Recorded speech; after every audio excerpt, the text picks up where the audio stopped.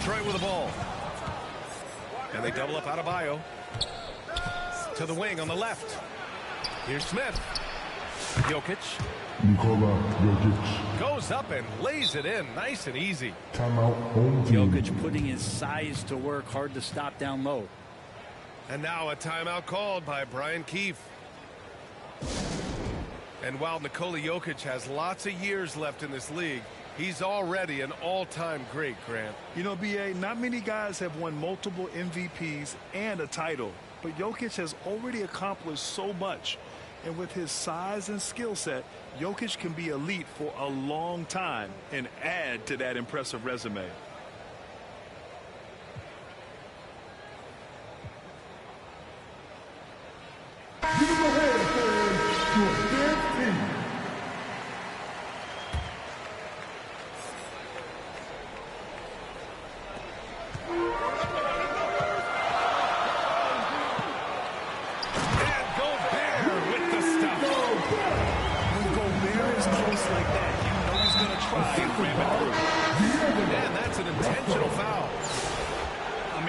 Not sure what he was thinking right there. I mean, he needs to get his head in the game. Here's Adebayo. Pass to Doncic. For some reason, he decided to foul there. NBA, that's an odd move. Maybe there's something else behind it. First personal foul. Second team Adebayo with foul. it. Russell covering. Now here's Jokic. Out to the right wing. Smith left side. The three. And it's Kirilenko with a rebound. Even though he misses that one, the defense has got to talk about that. That's a bad miscue. You can't give up looks like that all game long. Oh, a clear foul there on the missed shot. So he'll get a pair at the line. And wow, I mean, Gobert had them fooled. The pump fake puts the defender totally off balance. That free throw, no good. He hits the second from the line. Here's Doncic. To the right side. From deep, Jordan. Pass Pass to Jokic. Now Adebayo. Back to Jordan. Puts up a three. 5 on the clock. That won't go for him. Now 0 for 2. Here's Gobert. It's hauled in by Nikola Jokic. And now they decide to foul intentionally. McDaniels. First personal foul. Third team foul. First quarter of play with about a minute and a half gone by. Here's Jordan. Russell affected that shot. He used his length and some effort on defense that time. And he was camped in the lane there. He gets a 3-second call.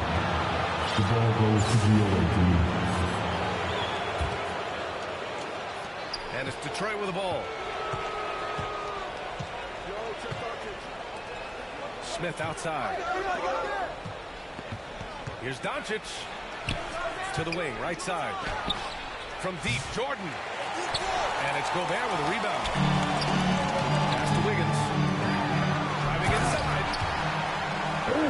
And he dumps it down. Oh, he can be such a powerful dunker. Wiggins that time with some force at the rim. Here's Jokic. Not going to go that time. Good D by Gobert. Fade away. Counted. Great use of the bounce pass. Thumbs down on that one. Tough to defend against.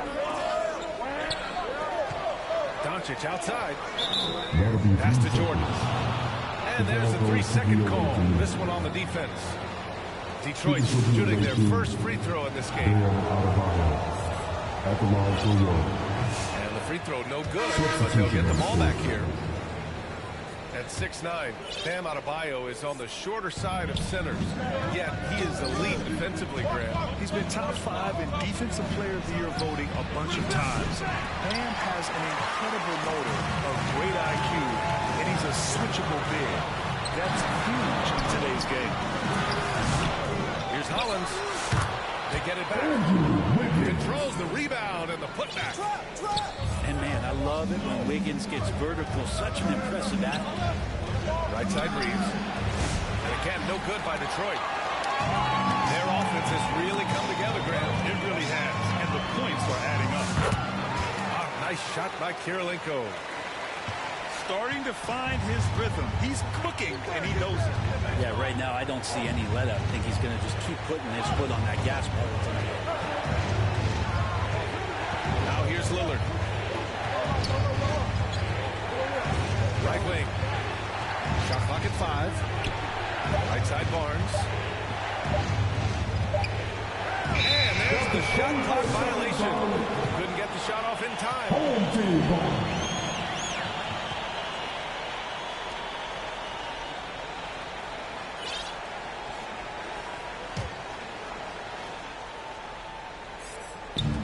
32 seconds left to play in the first quarter. Here's Conley. He takes it in. Nice start for him. Sinking his first shot. They've shown so much energy right from the start, particularly on the offensive end. Yeah, if you walked in at any point during this game to watch 5 minutes of play, one team played harder. You know who that was. Yeah, that's how Jackson's most effective. They're playing aggressive around the basket. It's Wiggins on the wing. Here's Gobert. Tries again. Here's Hollins. The first quarter concludes. And a double-digit lead on the scoreboard. The Minnesota Timberwolves up by 12. Quarter number 2 coming up right after this break. And if you're just tuning in, we've got a wide margin on the scoreboard, but plenty of time left for a comeback. And from what we've seen here from the home team, what's your take so far? They are looking engaged so far, especially on offense. Well, if they wanted to start well, this would be it. They seized momentum right away, and they just didn't let it go in that quarter. And here's Jackson. He'll bring it up for Detroit. Home team Down by 12. And so they foul intentionally. First team foul.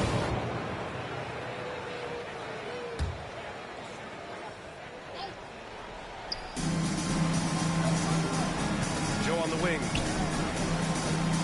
Back to Adebayo. Cleared away by Hollins. Got to appreciate the aggressive defense he brings.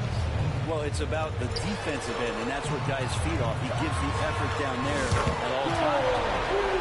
Connects from downtown. Right now, helping the offense out by creating space. Andrew Wiggins, deadly enough from that spot. Home team foul. James. First personal foul. Second team foul. Adebayo from long range. Pass to Jokic. Jackson outside. Clock at 6. Now Joe. Jackson outside. And there's the shot clock violation. Couldn't get the shot off in time.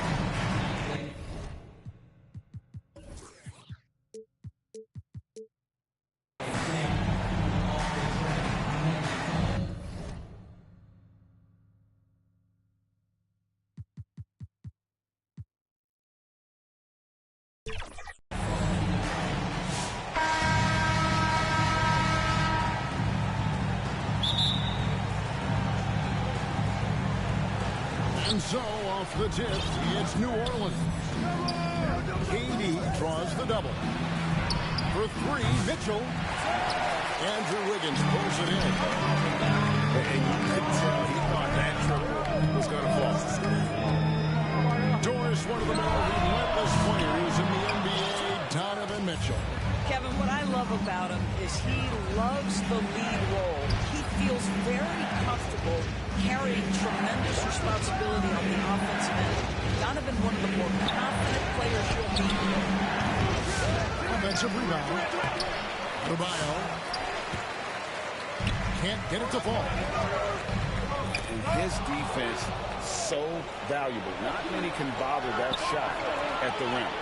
Boy, you see the effort, you see the range. This guy prides himself in his ability to shut you down. Really no idea why you're fouling in a situation like that. Maybe there's some bad blood between those two. New Orleans on D. Following the three-point attempt by Michael Jordan. Here's Garza. Count the bucket. And he's got a free throw coming up as well. The first of many to come. Explosive offensive talent on both sides. And that's the story of the league right now. Most any team can beat any other team on any given night. On the free throw, no good.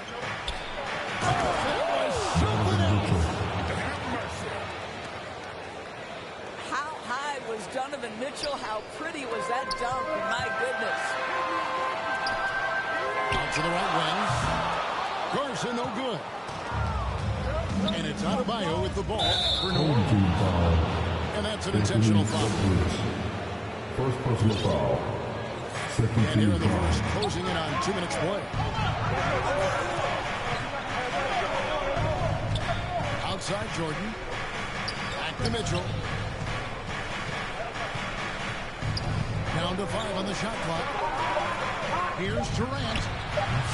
And as a defender, Edwards' speed and agility make him tough to shake. No easy shots with him on you. Home team foul. And now we've got the intentional foul. First personal foul. Third team foul. Outside Jordan. 2 minutes remaining. Pass to 2 KD. minutes. Mitchell outside. 5 on the clock. Tough break there. Shot after shot. They couldn't get anything to fall. Here's Wiggins. Hits the layup in with a sweep pump fake to freeze the D. Now, this guy can do it anytime he wants. Andrew Wiggins with broad shoulders to carry the load there. Mitchell. Outside for Durant. For 3, Mitchell. Pass to Ramos. Goes back up. Here's Adebayo. And at last, they get one to fall. And you can tell Adebayo is going to be a force in this league for a long time. What a terrific play by just a tremendous all-around player. This guy makes it look easy. Durant drawing the double team. Here's Mitchell. The basket good off the assist from Durant. Assisted by Mitchell's Kevin got Durant. his second basket. There is a level of physicality, and the frame of Donovan Mitchell allows him to finish through contact. And once he got to the 10, I think he was surprised to find himself Home back. team foul. And I think defensively, that is not the way you want to start. Giving up high percentage looks, that doesn't typically end well. Substitution on court. New Orleans making a switch here. Jordan is double. It's stolen by Edwards.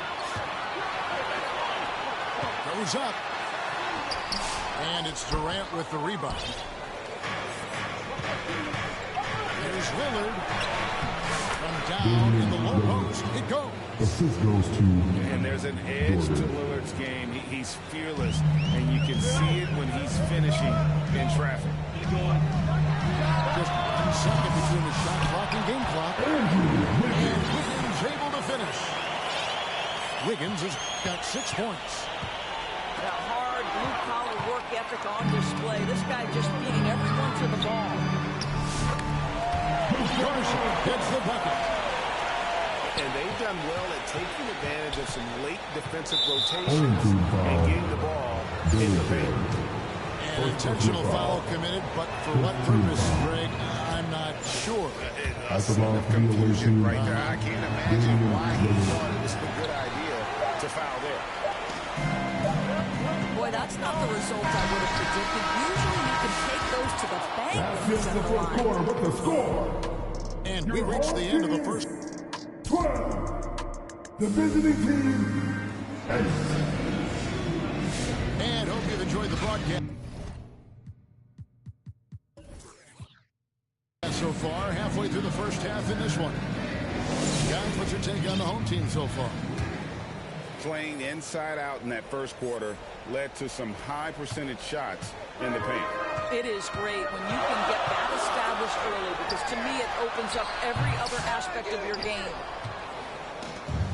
I guess even he has to miss one of those once in a while. And the call on the shot sends him to the line. First personal For New foul. Orleans, First team both foul. free throws they've attempted tonight. At the ball to be away team. And both free throws good for Jordan. That's tipped. And to the ball out of bounds. Jordan puts it back. Active hands as he's able to deflect that pass out of bounds. That's what you call a game of inches. They talk about it in football. We see it right there. Now here's Wiggins.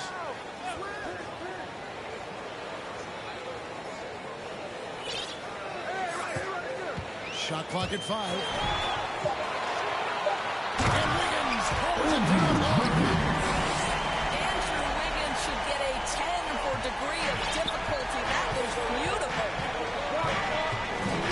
Jordan is doubled. Here's Marbury. Offensive rebound. Some nice passing here by New Orleans. Here's Jordan. He's now 1 for 2 with that bucket. And it goes out of bounds. That one off Washington. Unfortunate they didn't lose the ball there. Substitution for the away team. Kevin Durant. Donovan Mitchell. Here in the second quarter with a little over a minute gone. Pass to Garza. And it's out of bounds. Well, they say it was last touched by Bagley. New Orleans making a Substitution switch on here. court.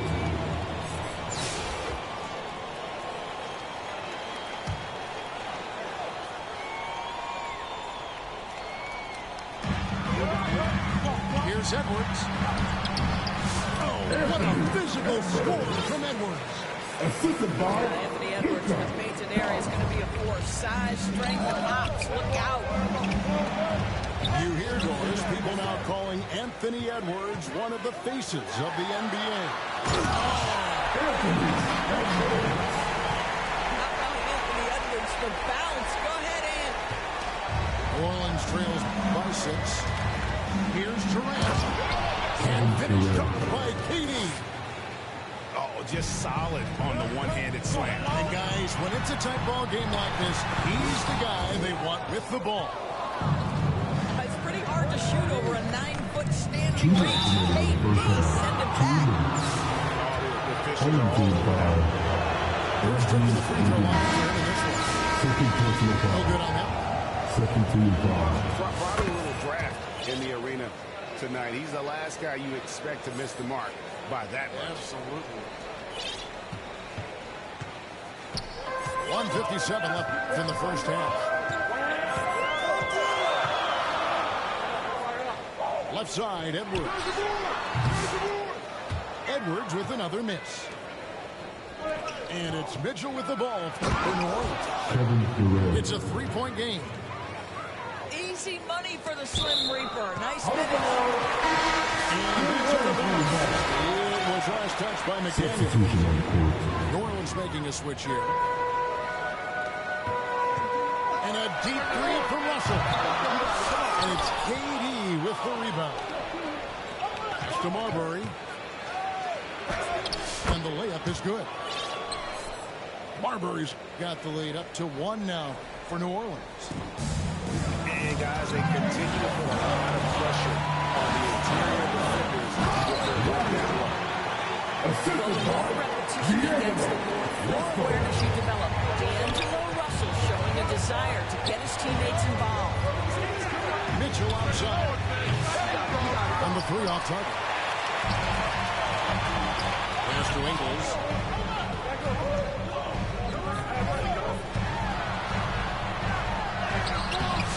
That one, no good.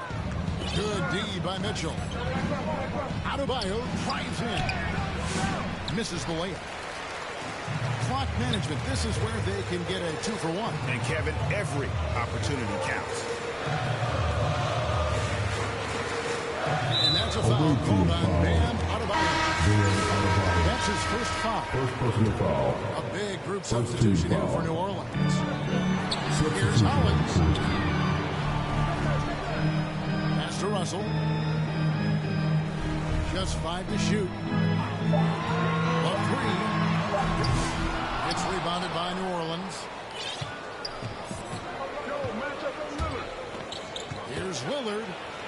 And Kirilenko sends it back. Got it up. And the last shot of the buzzer doesn't go in for him. And a close game so far through the first 2 quarters as we reach halftime. The Timberwolves up by 1. And don't go away. After the break, we'll see you right back here for the start of the third quarter.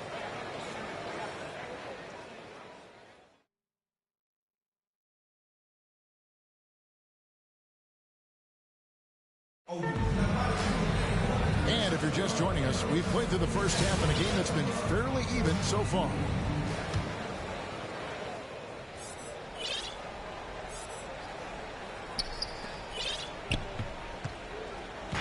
Conley with it. Inside. Oh, and done by Bruce. Those plays can make a difference in a game like this. Well, you know it's going to fire up, Greg. Everybody on that bench. Well, credit him for going for it, not settling, saying, I'm going to attack. Pass to Ingles. Out to the right wing. Now Kirilenko. 5 to shoot. No one near Conley as he lets it go. Offline with his 3. Home team foul. G.A. Adebayo came from very humble First beginnings. team foul. Yeah, raised by his mother. Substitution for the home team. Motivation in life was to get her out of that trip. He worked extremely hard, and now, arguably, a top 25 player. Adebayo drives in. And get used to seeing that from Bam. If you haven't already, young man plays above the rim. Here's James. They get it back. Yeah, and that's a pure hustle play, getting to the offensive glass for the tip in. And that's the kind of quality you see in any strong offensive rebounder, isn't it? That's going to be over a bad. Not watching for the line that time. Away team ball. Boy, not on the same page there. Substitution Possession for the ball away game, team. that's a big mistake. McDaniels. Third quarter of basketball, about a minute and a half in. Mitchell outside.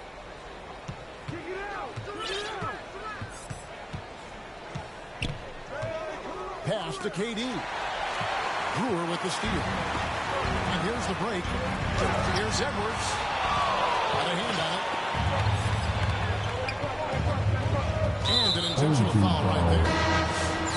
First personal foul. Second team foul. Substitution on the court. Mitchell feeling it out a bit. Here is Durant. Taken away by Kirilenko. And here we go with Kirilenko. Oh, the power! Guys, the agility, the hops, everything about Anthony Edwards, so good athletically. And he's able to get it back. Here's KD.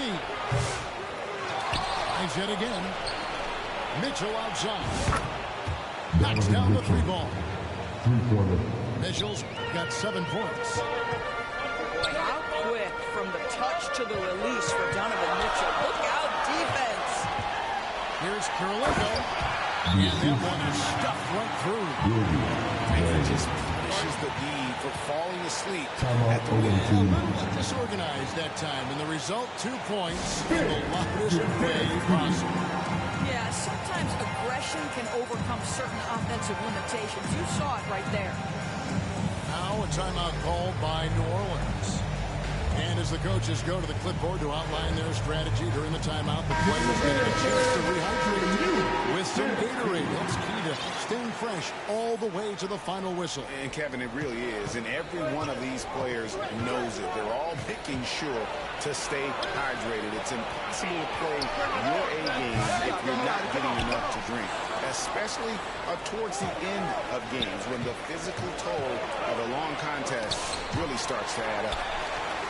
Using every bit of that 7-foot wingspan, Wiggins airmailing it back. Second personal foul. Outside, KD. New Orleans moving the ball around. Lillard outside. Just 5 on the clock. Over Wiggins. And have to love that tenaciousness there by Wiggins. I mean, he has all the tools to be a great defender. Here's Marbury.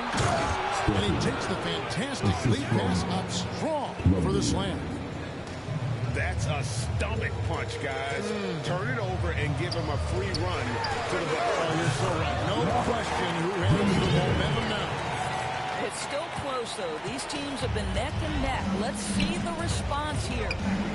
Pass to Durant. They double him with Buck. To the left side wing. Here's Marbury. Off target from outside. And this will be the last possession of the quarter if they're patient. Well, it's amazing. If you finish quarters the right way, it can have such a great impact on the outcome of the game. The D just kind of stepping aside and letting him get the ball. There's a reason, G. The lead is what it is right now. I'll tell you.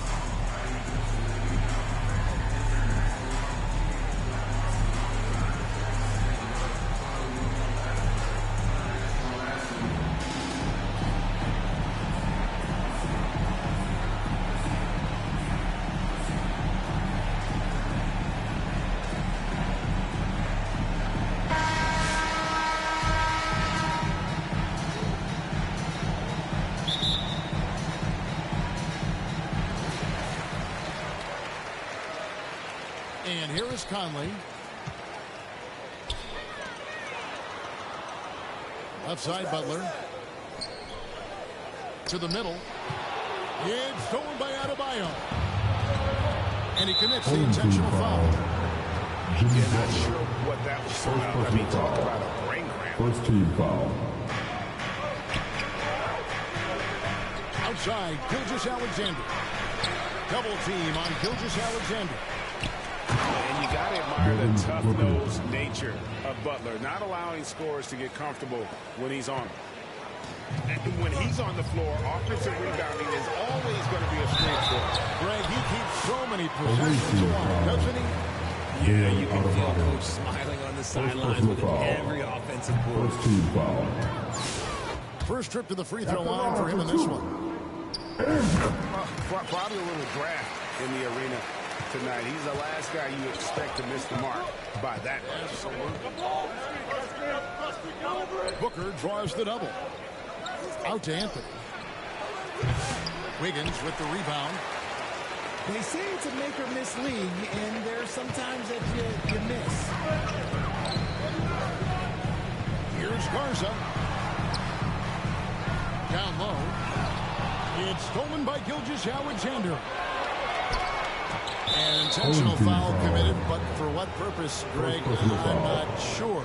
Confusion right there. I can't imagine why he thought it was a good idea to foul there.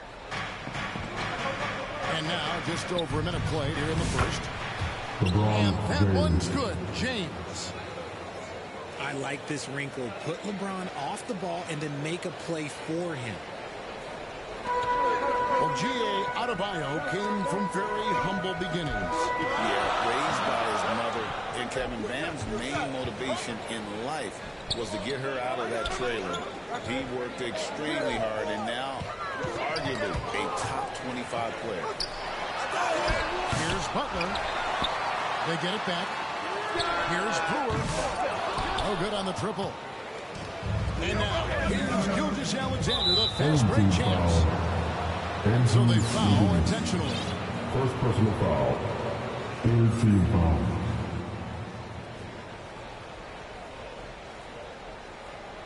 They're going to turn it over. They couldn't get it in bounds, actually. Home team ball. Coming onto the floor for your home team, Gillingham.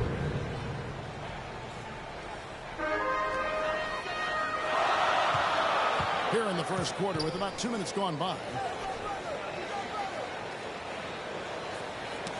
And stolen by James.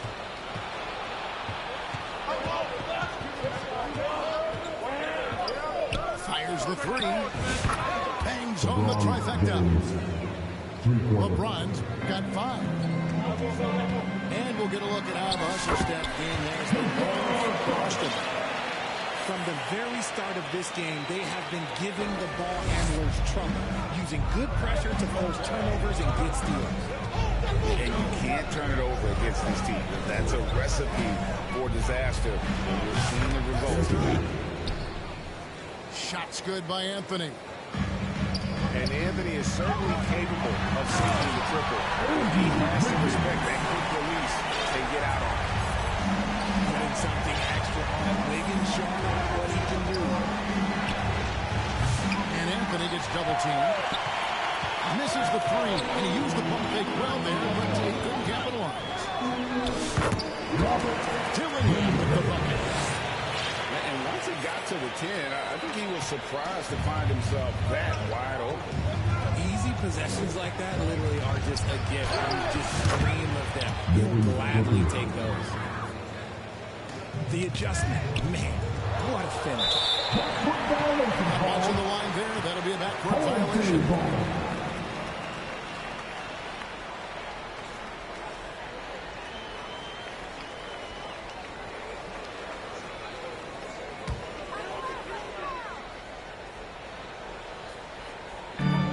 There's 49 seconds left in the first quarter of the game. Kings leading now by 5. LeBron outside. With the shot. And he overshot that one, missing. From 15 feet away. Up again. Here's Butler. Misses the follow-up. James left side. Back to Booker. From outside the arc. Wiggins with the rebound. High post try. The putback. It's hauled in by Bam Adebayo. That will count. And the last shot before the buzzer is off. And we reach the end of the first quarter. Kings lead by 5. After this break, we'll be back with this.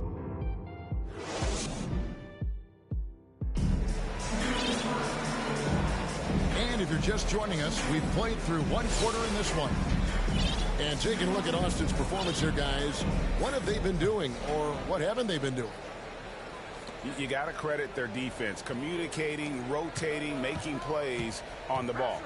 It's been a group effort, and that's what it takes to play the kind of defense that they've played. Great showing from them.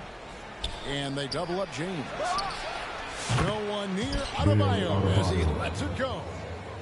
Drops in the tray. No hesitation from Adebayo there. Had to love seeing him taking this shot with confidence.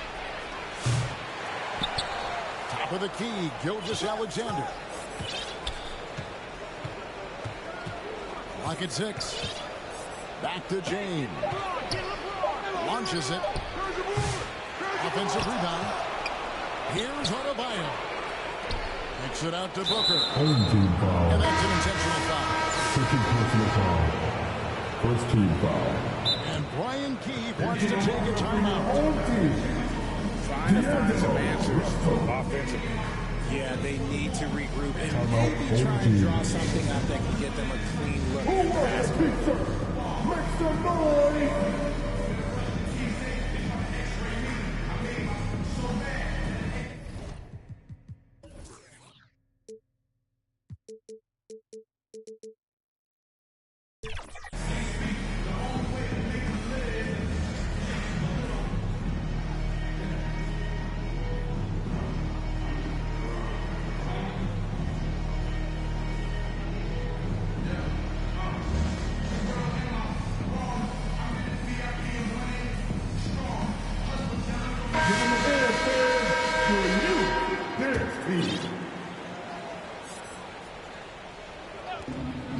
Fires from way outside. And it's Gilgeous-Alexander missing. Having a hand up in your face makes such a difference to a shooter. Yeah, that's a good defender making a play, and he does it without fouling. Here's Kirilenko.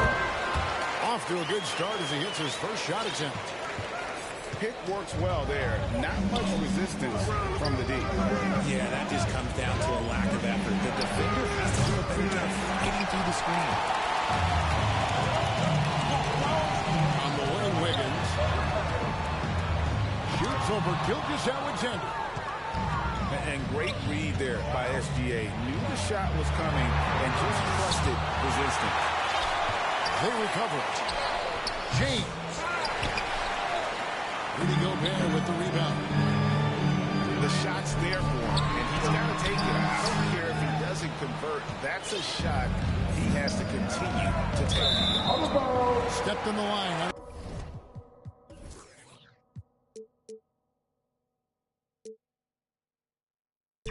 Lost in the possession.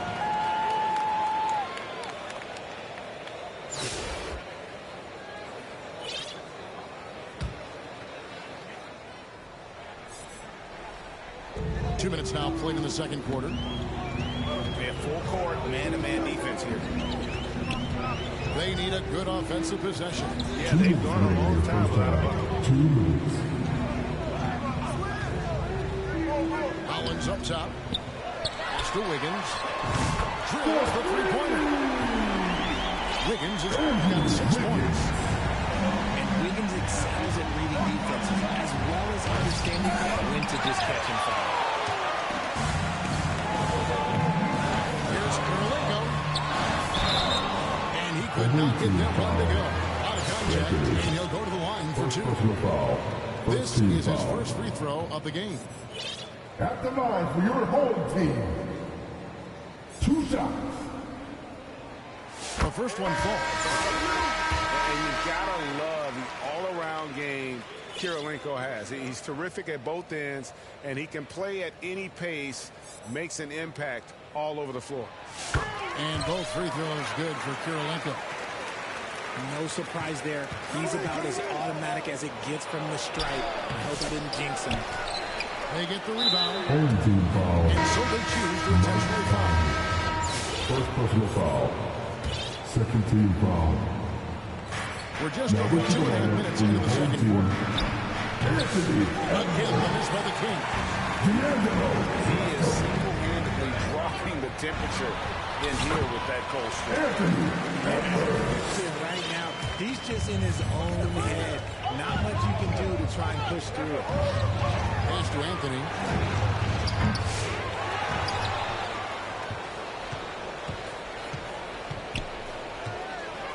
Gilgeous-Alexander deciding where to go with it. 5 on the clock to end the cold streak. He gets that one. Money in the bank. Gilgeous-Alexander is more than happy to drive it up from that spot.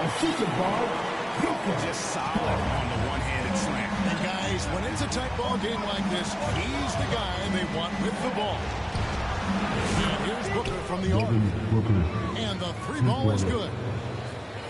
Booker's got 7. No doubt Booker has tremendous confidence in that jumper. Feels like he can score from anywhere. It really does make the game easy for your teammates when you can lead them to the rim that well with a pass. I know what they say, defense wins championships, but you need some bucket getters too. And those plays can make a difference in a game like this. Well, you know it's going to fire up, Greg, everybody on that bench. And you can feel the jolt of energy that he sent through his team. That is a huge boost in a tight game like this. Oh, I can see some miscommunication on defense there very clearly. They were super fortunate it didn't torch them with that mistake. And up the court come the Kings on the break. Home team And now they decide to foul intentionally. Boston getting their first free throws of the game. No good on the free throw. Shooting for the away team. Devin Booker. He hits the second from the line. And stolen by James. He could go. No good on the last second attempt there. And a close game so far through the first 2 quarters as we reach halftime. The Kings on top. They're up by 2. We're going to step away briefly, but get you right back out here for the start of the 3rd quarter after our halftime.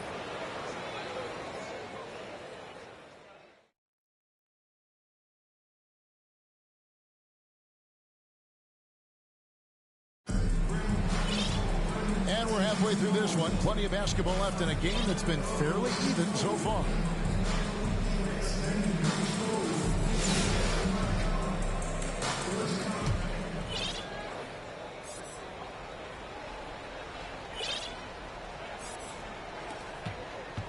And so Booker will bring it up for Austin.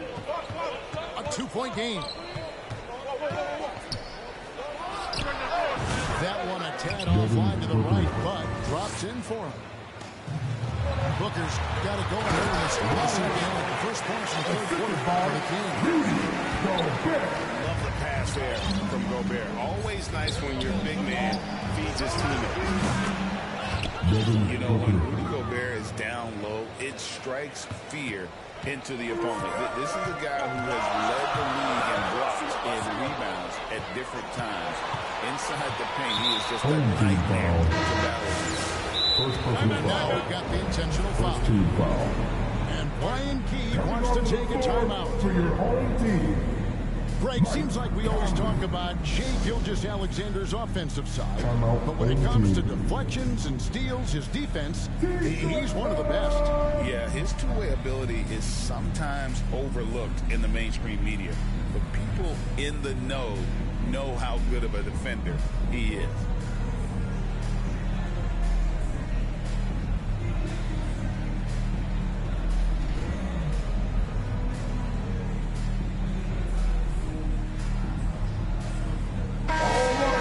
That was the Elite Fair team. Make some noise. On defense, the home team. Trailing by 4.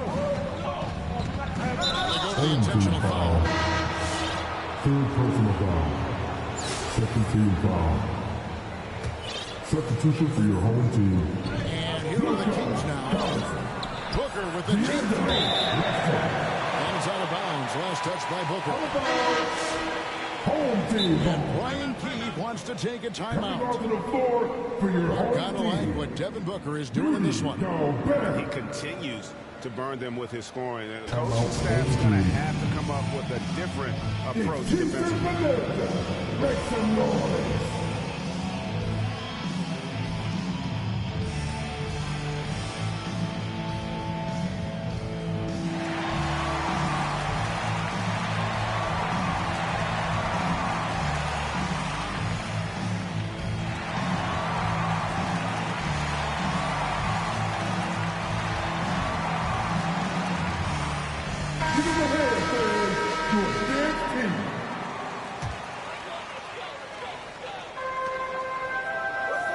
To the inside. Brewer. Making the floater look this smooth is not as easy as it looks. It's a challenging shot. This one for 3. No good on that one. That is not a guy you want to allow open looks for rain. Lucky for the defense, he just couldn't get it to go. Pass to Hollins. Hits the 3-point bomb. Hollins has got 7. Third quarter here and 5 lead changes so far. And guys, neither team has been able to pull away. Rudy Gobert with the rebound. I'll give him an A for trying to do it. But maybe he should ease up on that one just a little bit. Oh, and he got fancy with that one. Maybe trying to give them the momentum boost they need to break this game open. And Durant sends it back. And how about the reach of Durant? Terrific job of having that on display defensively. Top of the key, Booker. 2 minutes remaining in the third. 2 minutes. A new 14 for the Home Kings. team foul. And an intentional foul right there. Second personal foul. Third team foul.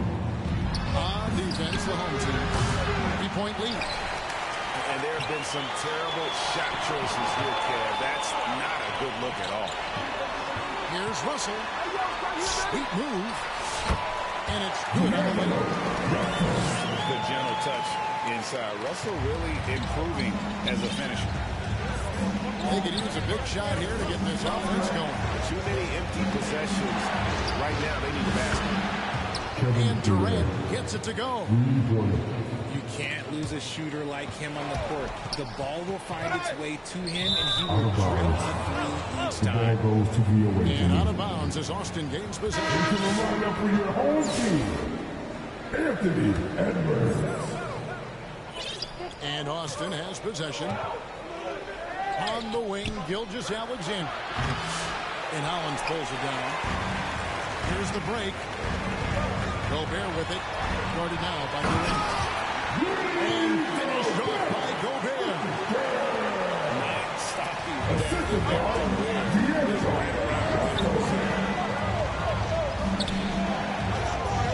Looking to get it going. Pass to Booker. And here's Gilgeous-Alexander outside. There's some defense for you. For someone who's as good at shooting the three ball as he is, you need a defender who's equally good at guarding the attacking in transition, the most consistent play to generate easy looks. First team foul. Yeah, when you hustle on the break like he does, That's the good ball. things You're tend to home. happen. And what you love about Edwards is how intense he is. Guy plays hard every minute he's on the floor. Here's Gilgeous-Alexander. Shea Gilgeous-Alexander. And Gilgeous-Alexander throws it down. Incredible reverse throwdown. Excellent body control. And guys, I'd even go as far to say that was a punctuation dunk. I mean, maybe could have tried for a more memorable dunk than that one. And we know he's He's capable of those memorable ones. And a wide open look for Gilgeous-Alexander. Good. And a nice assist from Booker. Well, this is why SGA is a focal point of this offense, because of that ability to score. Pass to Brewer.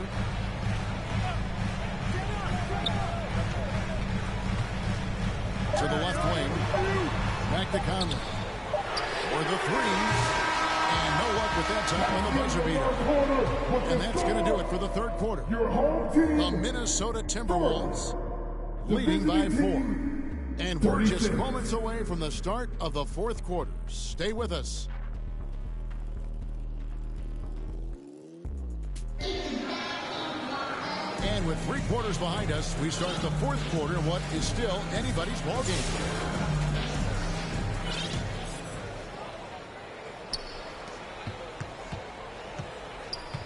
Russell with it. He takes it in. And the slam dunk by Russell. And maybe not the most explosive athlete, but Russell has the ability to change pace and knows when to be aggressive. Oh, and the dunk by Brewer. Well, if you don't take care of the ball, fellas, that's what can happen. Absolutely, Greg. That makes the turnover even more painful. We know mistakes lead to breaks. That's just textbook right there. KD looking around. There's a whistle. It's going to go on Corey Brewer. That's his 4th foul of the contest. First team foul. On defense, the home team. And there's the whistle. Legal screen. Second personal Beyond the foul. leaning, you could see his feet more set on that screen. Easy call. Look, guys get away with this all the time. But on this occasion, he got caught.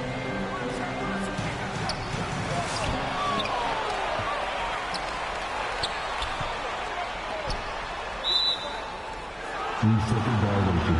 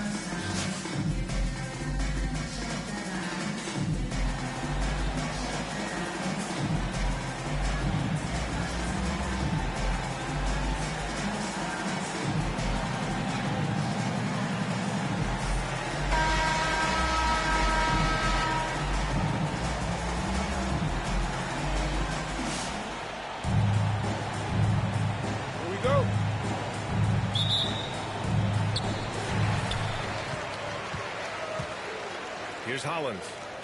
Pass to Garza. Ooh, the lead pass was in the perfect spot to set up the layup. And setting the tempo with an assertive move. Like, where was the defense on that play? Well, when you are the aggressor this early, it is intimidating. Despite entering his 30s, Anthony Davis is not slowing down, Greg. Yeah, B.A. And last year, AD put up the best rebounding numbers of his career. And his shooting percentage also very high. And just watching him, Davis is still an all-NBA caliber player, capable of taking over on both ends. It's tipped. Here's Wiggins.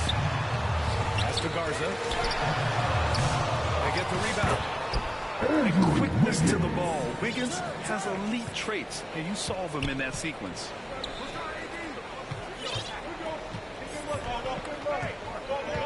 A little over a minute gone here in the first quarter. Outside Davis. Here's Iverson. 5 to shoot. Granger. The putback. Here's Ewing. Well, it was only a matter of time before they finally get the bucket. Now, what's the saying? Don't box out, you get your feelings hurt. Davis drawing the double team. And an intentional foul right there. I mean, I'm just not sure what he was thinking right there. I mean, he needs to get his head in the game. Out to the right wing. 14 feet away. Shot's good by Iverson. With all the attention AD draws, if Davis moves the ball, good things will happen.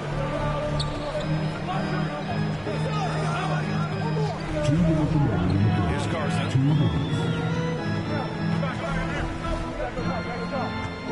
The ball's knocked loose. Pass to Davis. And Davis slams it home. And I'll tell you what, I just love how Davis runs the floor. Just incredible. I mean, how do you stop him in these situations? And now a timeout called by Brian Keefe. Timeout. Looking now for some consistency. Just too many missed shots. Yeah, right now, Coach needs to draw up his best play, get some points, and give this team some confidence. All right, that was your good team. Make some noise. Here in the first, just under 2.5 minutes played so far. Good shot, gone bad. Gotta finish there. Pass to Abdul-Jabbar. They double him with Butler. Outside, Williams. Here's Rodman. 6 to shoot. Fires the 3. It's rebounded by Jimmy Butler.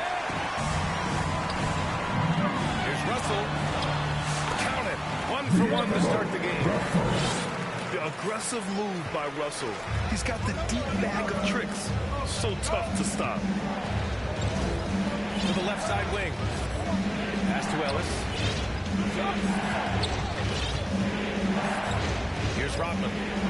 Williams on the wing. There's the double team with Wiggins. Stolen by Wiggins. 3-on-3.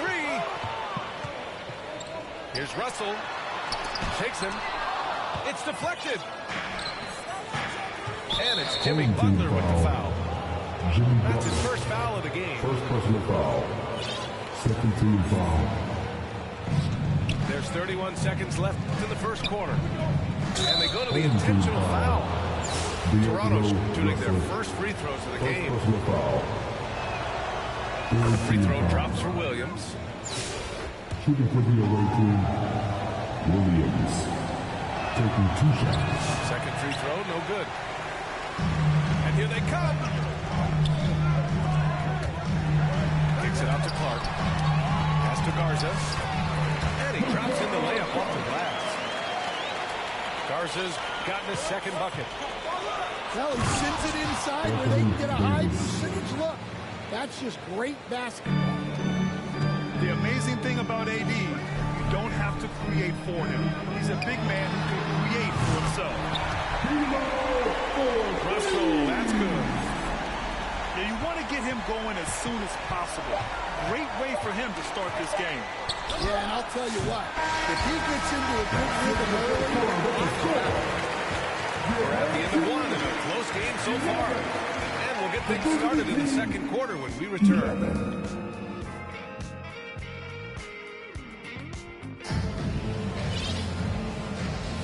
And we hope you're enjoying the game. Both teams tonight keeping things pretty even on the scoreboard so far. And from what we've seen here from the home team, what's your take so far? Well, what I love is the tremendous belief in their bench. They were looking for points, and their reserves delivered. Yeah, they really trust their depth. They have no problem relying on their bench in crucial situations.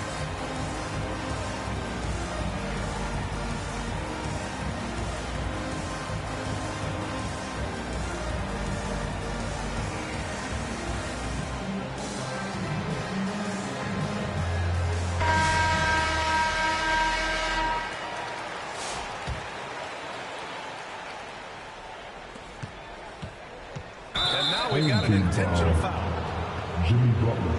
And now a timeout called by Brian Keefe. First team foul. Timeout, home team. Hey fans, who wants a free t-shirt? Make some noise!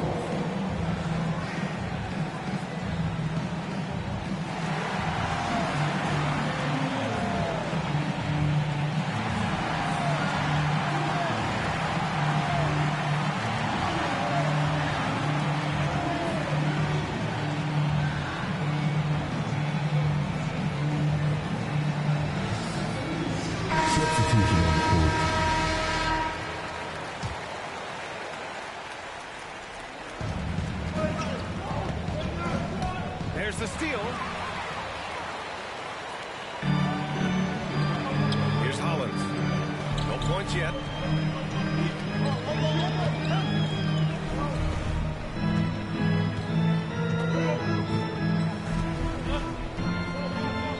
Five on the clock. Pass to Brewer. Got a piece of it. Here we go, one-on-one. And so they foul intentionally. Second personal foul. Second team foul. Close that on DeMar. Here's DeRozan. Missed inside. Ooh, old school right there. No easy buckets. Brewer can't hit. That is a textbook block out to secure the rebound. Double team on DeRozan. And we're now about a minute into the second quarter of play. Granger, no good. Outside Russell. Oh, DeRozan with the block. And they're on the run. And there's the slam. Dunk to finish it off. What a smart pass from Wembanyama. Already adept at scanning the floor and finding open teammates. This one for three. And it's Gobert with a rebound. Well, you can tell he thinks he should have had that one even harder on him when he's got a good look like that and it doesn't go down. Away team foul. Defensive player of the year 4 times over, Stan. Rudy Gobert tied for the record. Yeah, Brian, alongside Dikembe Mutombo and Ben Wallace. And Gobert's capable of getting another one, too, assuming his countryman, Victor Wembanyama, doesn't start taking the reins. Pass to Granger. For three. And Brewer pulls it down. Quarter two and about 2 minutes in. Gobert. Offensive rebound. Here's Hollins. Fires the three. Gets the three to fall. Hollins has got his first bucket of the game, and he's on the board for three. DeRozan double team. To the middle. Pass to Granger. The three ball. Here's Iverson. There's the double team with Wiggins. Shot clock at 5. And he gets that one. Rangers got his second basket. He just brings a great feel for the game at the offensive end. And now a timeout called by Brian Keefe.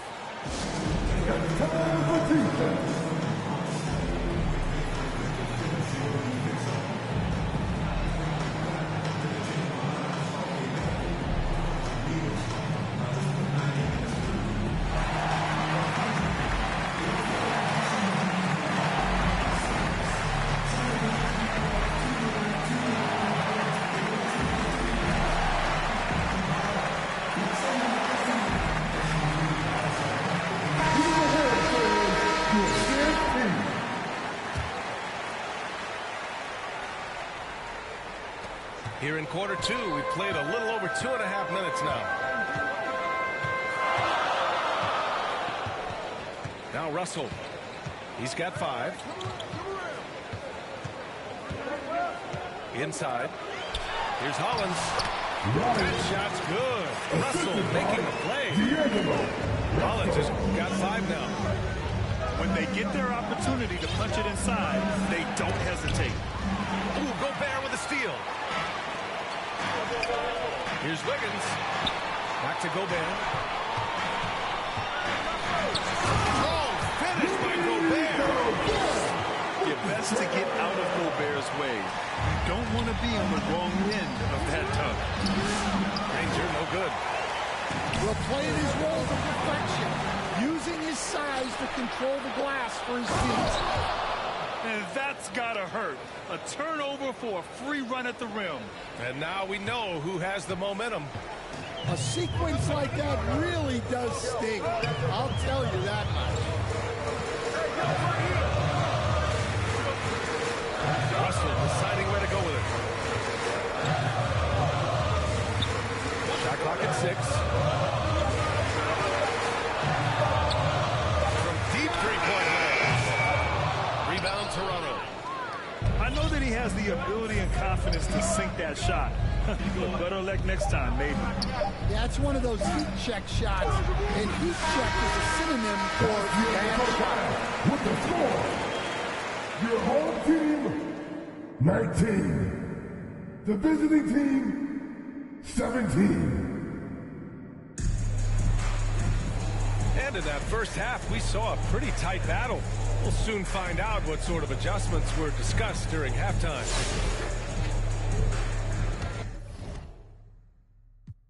And Toronto calls time here. It may be a players' league, but the coaches obviously play a big part as well. And this is where the coach earns his paycheck. Analyze the situation and give your players the information they need to succeed.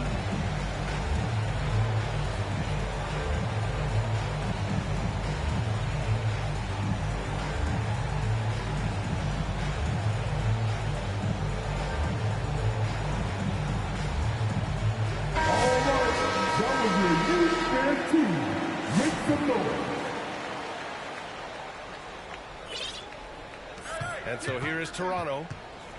2-point game. Wiggins with a steal.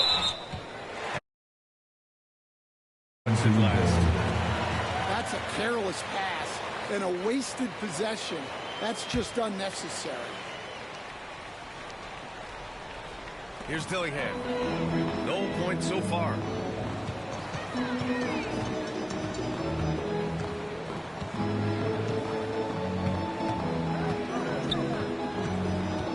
Pass to Hollins. Just 5 on the clock. Too long in the paint. And he's hit with a 3-second violation. He's getting his first free throw attempt of the game here. And he shows the focus there. Nails the tee.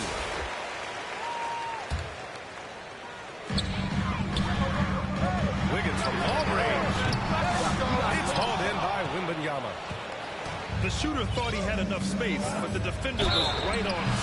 Yeah, he may have had space, but the defense did a nice job closing that gap. First team foul. Toronto shooting their 3rd and 4th free throw shots of the night. And good on the second, so he makes them both. And he's shown a great touch at the line. They've tested the big guy, but he's come through. Shot from 12. Victor Wembanyama grabs the board. I think he got the shot he wanted inside, but somewhere on the play, he just lost focus. On the wing, DeRozan. Out to the right wing.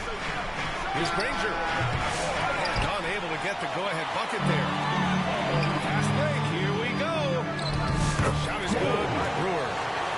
And making the extra pass. Wiggins' teammates appreciate his willingness to get it to them when they're uncovered. Wembanyama. And terrific work on the offensive glass as he picks up the deuce. Well, his rebounding is such a boost for this team, especially when it comes on the offensive end. Wiggins left side. Over to DeRozan. Got a piece of it. I mean, just so difficult to keep DeRozan out of the lane.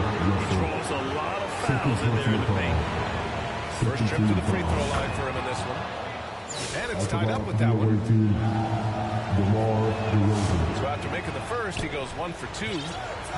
Couldn't put them in the lead, but at least does enough to tie it up. Pass to Ellis. Here's Iverson. And that misses. That would have put him up. Well, that is stifling coverage on the perimeter. That's how you stop a good shooter in his tracks. Well, it shows you how crucial communication is. They clearly weren't on the same page there. Davis Williams. 1:56 left to play in the third quarter of basketball. Back to Williams. Over Gobert. Pass to Ellis.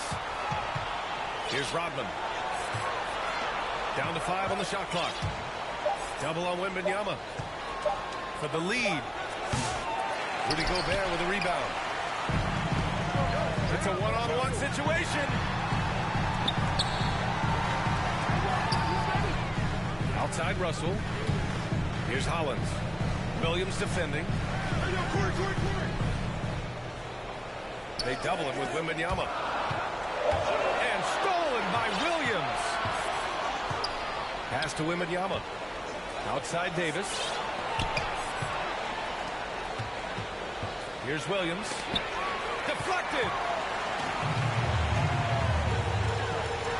Here's Hollins. Here's Wiggins. Oh, top bucket. Wiggins. Never afraid of a little physical play, Wiggins embraces the challenge of scoring on a tough defense. Pass to Wembanyama. Here's Ellis. Uncovered. And too long on the shot. And that's one he wants back, just wide open, but not able to connect that time. Here's Toronto with the ball. Since halftime, they've only allowed 5 points. First personal foul. Third team foul. Substitution on court. There's 25 seconds left in the third quarter of the game. Over to the left wing. Rodman, no good. Here's Garza. To the wing on the left. He puts up a 3.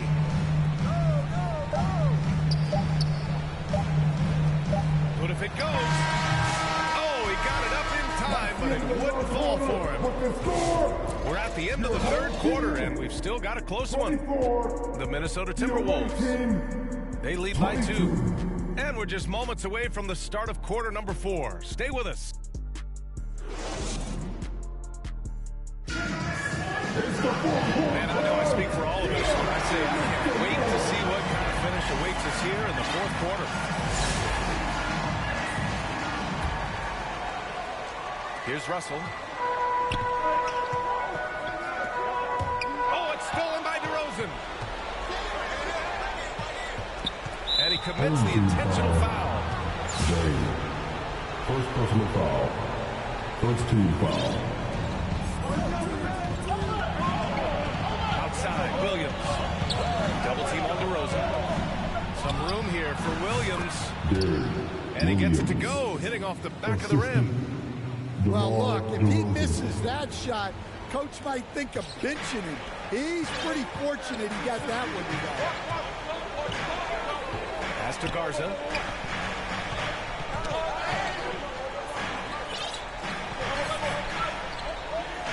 Outside Russell.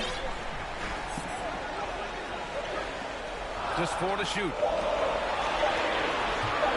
Here's Edwards. Rebound, Toronto. Tremendous defensive effort. Saving a bucket right there. Well, he's such a competitor at that end of the floor. Never takes a possession off. And Toronto calls time here. Looking now for some consistency. Just too many missed shots. Yeah, right now, coach needs to draw up his best play, get some points, and give this team some confidence.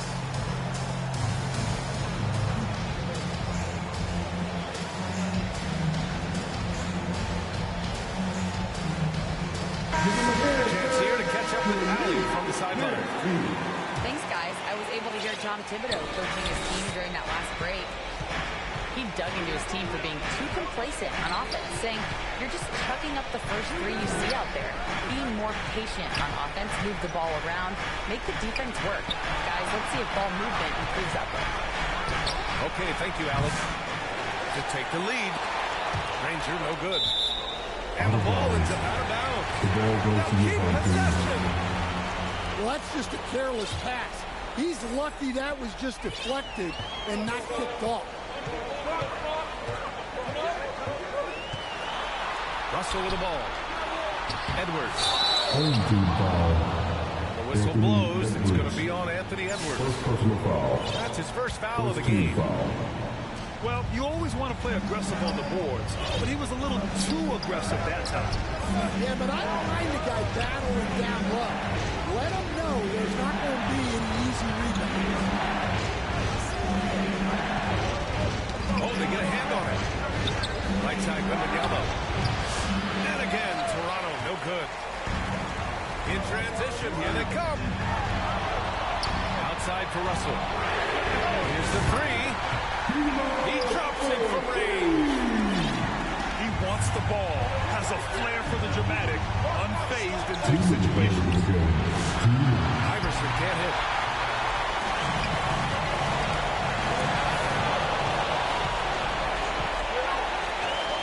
Here's Granger.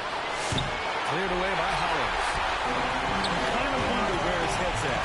The shot selection hasn't been there, and of course that one was just crazy.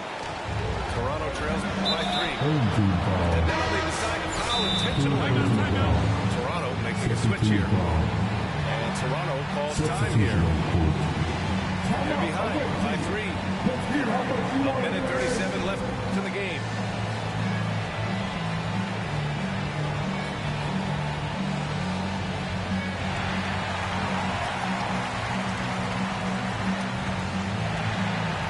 Substitution on court.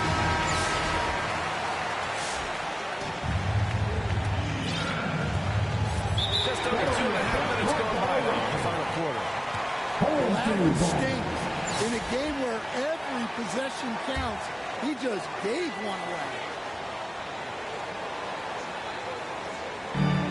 1:36 left to play in the fourth quarter. Brewer goes back up. That one's wide left. When the defense is playing off you like that, you want to be able to convert, but that time he just couldn't get it done. Yeah, the defense expects DeRozan to try and score, but he smartly makes the extra pass. Pass to Edwards. 3-pointers. The triple hits for Edwards. Wow, you need a bucket? Give it to Edwards. He's got that clutch gene. Back to Davis. Home team foul. And that's an intentional foul. Second personal foul. Third team foul. He gets the first. To the 50-yard And that line. narrows the lead down to just 3. Davis. At the line for 2. And a tough break as his second attempt is no good at the line. And by missing that free throw, now a 3 could even the score. Not ideal. And looking at Edwards, the offensive skills he has are impressive. Now he must focus on improving his defense. So the first one drops, and that gives him a 4-point cushion. And he hits both free throws here, and it's a 5-point game. Showing great confidence from the line. That makes this a 2-possession game. Down low. Pass to Iverson. And again, Toronto, no good. They need buckets to stay in this game. That's not the shot they're looking for. Brewer can't hit. Great anticipation defensively. I love how he turned an easy look into a difficult play. And that's what you have to do. Protect the house. He drops the first one. And that shrinks the margin to just 4. Both good from the line that time. Yeah, they desperately needed those free throws, and he delivered. It's down to a 1-possession game. Here's Hollins. Money. B.A., the one-hand dunk just looks so fluid. Yeah, absolutely. Even smooth when he's powered at home like that. Here's Ewing. Yes! Just a strong finish there, guys. Hey, needed just one hand to do it. Here's Edwards. Oh, okay. These are the moments that Edwards lives for. He is dynamite in the clutch. Whoa, that is as clutch as it gets. Big time. Yeah, don't you just love to see a player embrace that kind of pressure? Yeah, just a must-foul situation to stop. And the second free throw, no good. Tough break there. It's all about getting a 3 right here. Yeah, and when your opponent knows what you need, it makes it that much harder to find an opening. You don't want to stop the clock right there. I'm not quite sure what he was thinking. And he cannot get the first one to drop. Tough on this. And the second of 2 is good. And that brings him within 2 here. 11 seconds left in the fourth quarter. And they need to stop the clock, so there's the foul. Oh, he doesn't hit the first. That was the one they really wanted. He's got one more, though. And he ends up making the second. And that makes it a 3-point lead. And Toronto calls time here. They're down by 3. There's 10 seconds left to the fourth quarter. Make some noise!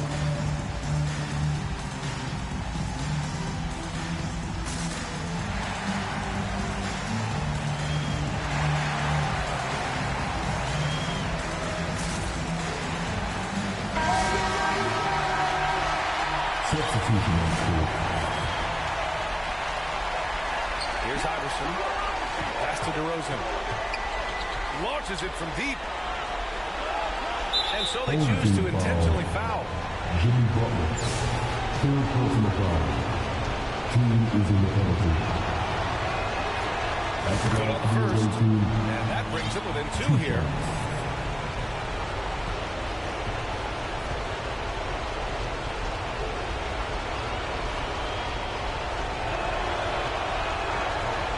And that's good as he hits both shots. Well, that's what you expect from him in this situation. And if you can't force the turnover on that play, then that's not a bad foul. Fourth team foul. First free throw is good. And that'll put him up 2. So he goes 2 for 2 at the line. And it's a 3-point game. Well, talk about poison under pressure. Buries all of his free throws, and now up 3. They've got to play smart.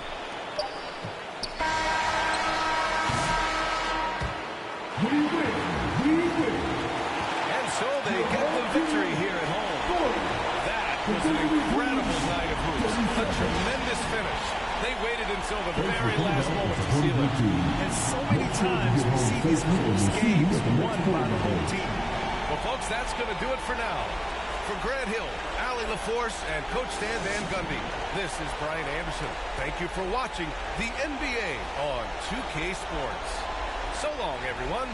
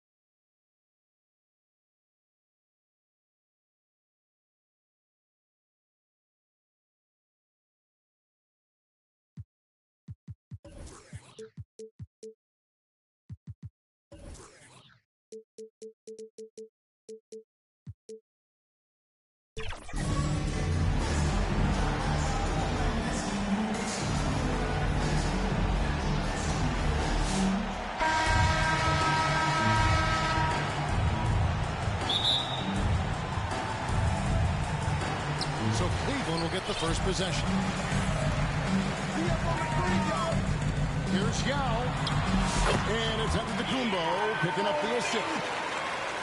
Well, this is why they get Yao the ball inside. He's basically unguardable this close to the rim. Pass to Brewer. Here's Hollins.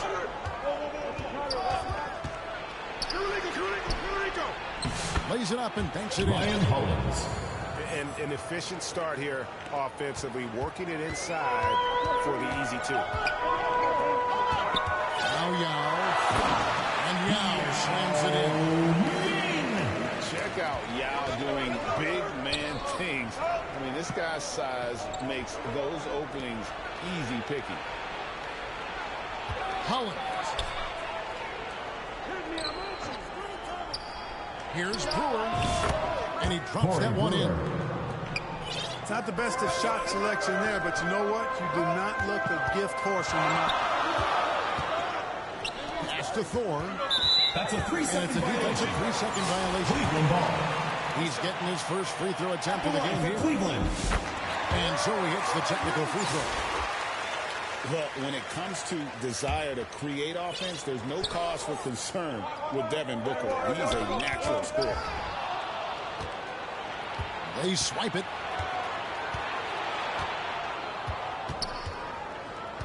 Here's Hollins. And the call on the shot sends it into the line. First personal foul. Covington picks one up. First team foul.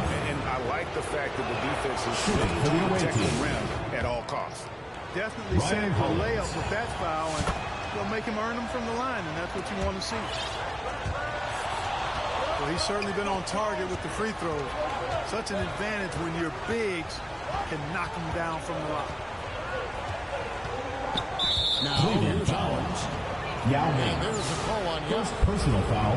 That's his first Second foul. team foul. And it's Hollins in the corner. Got him with the pump fake, but couldn't finish. And now they decide to foul intentionally. D'Angelo Russell. Really no First idea personal foul. why you're fouling in a First team situation foul. like that. You know, maybe there's some bad blood between those two. Ball is Yeah, but that's no excuse for that kind of foul. I mean, that might be an explanation for it, but certainly doesn't justify it. And even then, it's just not a good play. He gets that one. Yao's got 6. Oh, nice read by Giannis. I tell you what, as he develops, I think you're going to see a bit more point forward in his future. Now here is Kirilenko. And the 3 off target. Covington inside the line. And the dunk by Covington. Nice recognition here by Robert Covington, seeing a lane to the bucket and pouncing on it immediately. The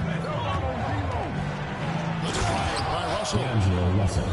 And how high can you fly? I mean, he finishes that one with some pop. GA after getting loose from the way with a scintillating move. Andre Kirilenko. I'll tell you what, he deserves to do some personal power foul. popping after that sequence. Second team foul. Pass to Thor. And a great assist by Booker as that one goes in. Guys, that's just really unstoppable. He poses a ton of matchup problems for whomever he's facing. Oh, this is the impact. Devin Mean Booker. defensively using that Personal foul. reach to block Third team alter foul. shots. Shooting. And guys, what do you think about the offensive approach we've seen so far? Ball is turned over.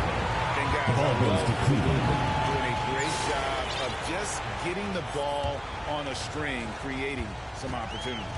And, you know, in no time at all, they've also started finding points inside, already taking apart that interior defense. Cleveland ball. And that's out of bounds. Cleveland will retain possession. And Booker puts up a deep 3.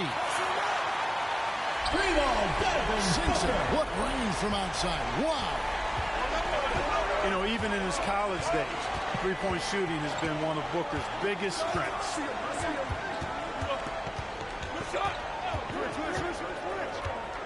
Russell inside. Here's Brewer. And it's Devin Booker with the rebound. Clearly the defense could have been better there, guys, but he also needs to convert that. Second personal Right there, foul. the defender clearly trying to inhibit a fast break. I think that's a transition take foul. And here in the first quarter, with a little over 3.5 minutes played, here's Yao. And again, it's Cleveland. Part of what makes Yao so dangerous, he doesn't have to be right inside to score.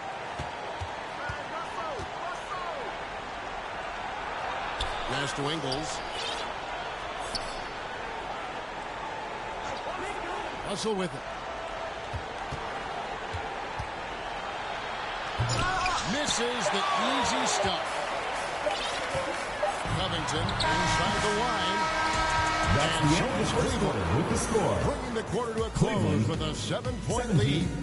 The visiting team, 10. And your youth squad. And hope you've enjoyed the broadcast so far. Halfway through the first half in this one. And from what you guys have seen so far from Cleveland, what's your take? Well, the offense is clicking, and they seem to have seized the momentum here early on. Yeah, you know, I agree. No warm-up needed. They came in on fire and have already built a nice Away lead. team foul. And he commits the intentional foul. First personal foul. First team foul. Now here's Booker. The kick out to Antetokounmpo. Here's Yao. A chance there to push it to double digits, but it's off the mark. And I thought that was going to drop. It looked good from here. And Brian Keith wants to take a timeout. After like what we're seeing from Yao Ming. And he's just attacking the rim with force here. They need to try and deny him the ball in the paint to keep him away from the basket.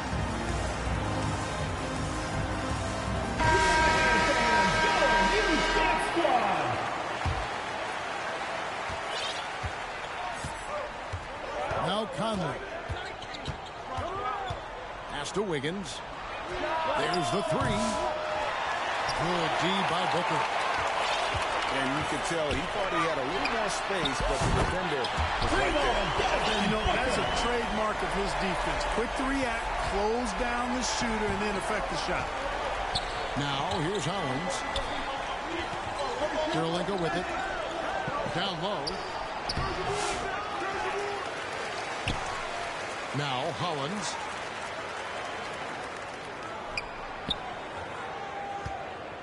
Over Yao. And that one's good. Hollins has got 8 points. And you see the ability to rise and fire from mid-range, even against that length. You know, guys, if they're inside, that shot probably gets blocked. But from mid-range, I mean, he's able to get it off over the bigger defender there. When you allow good scorers to get uncontested shots at the rim, no wonder you're losing. You know, he should be getting extra attention from the defense, not less. Here's Kirilenko. Off target at the rim. Well, you know, this is what happens. You can't afford to lose concentration even for a nanosecond. The league will learn fast. You have to run Booker off the jump shot. He's lethal from just about anywhere.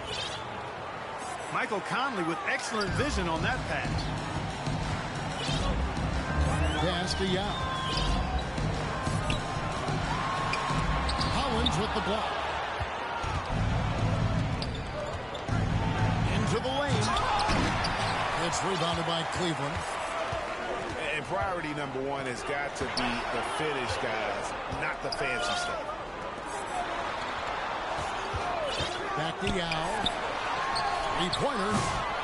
Gobert pulls it in. There's 1:26 left in the first half.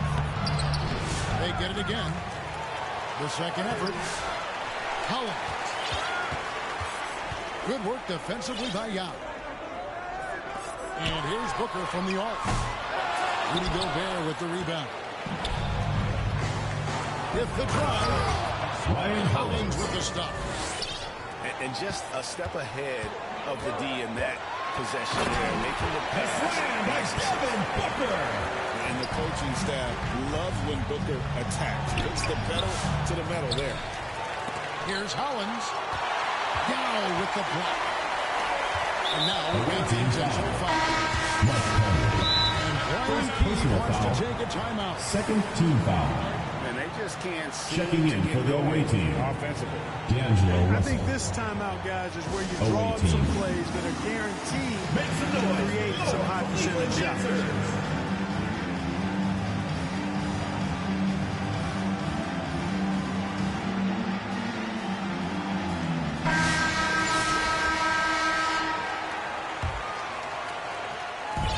There's 47 seconds left here in the second.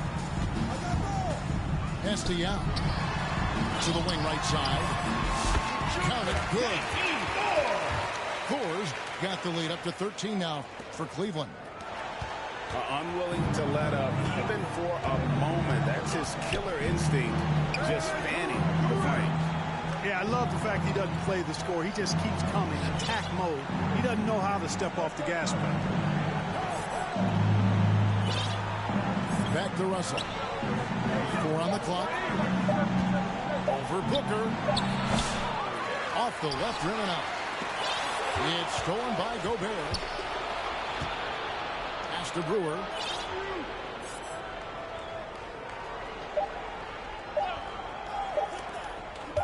Here's Russell. That's the end of the second quarter with the So it's score. Devin Booker. Cleveland, 29. The visiting team, 18.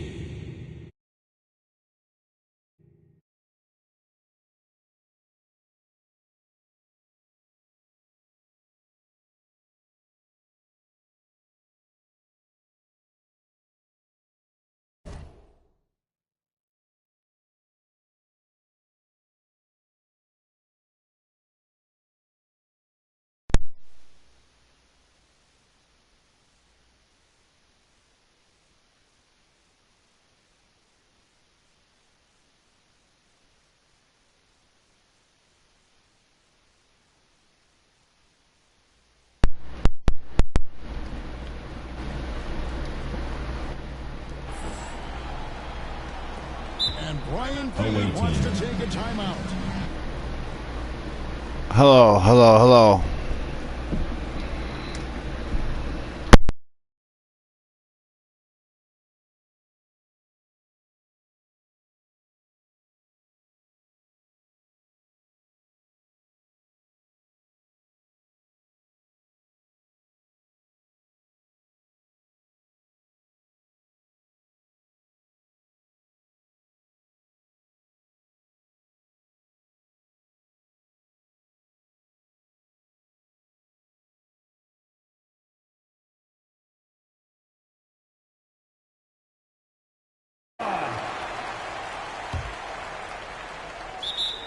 Away team.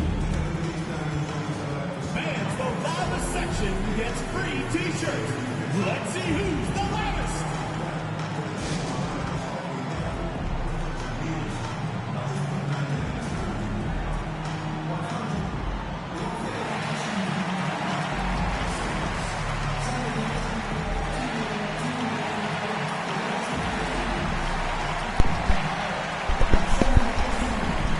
Can you hear me? Can you hear me? Can you hear me?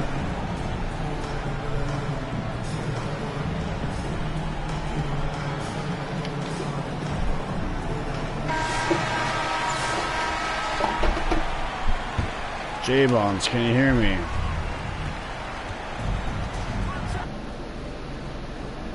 Can you hear me, J-Bones? Hello. Ryan Butler. On the wing, Brewer. 6 to shoot. Out of bounds. Cleveland will take possession. Cleveland ball. Here's Booker.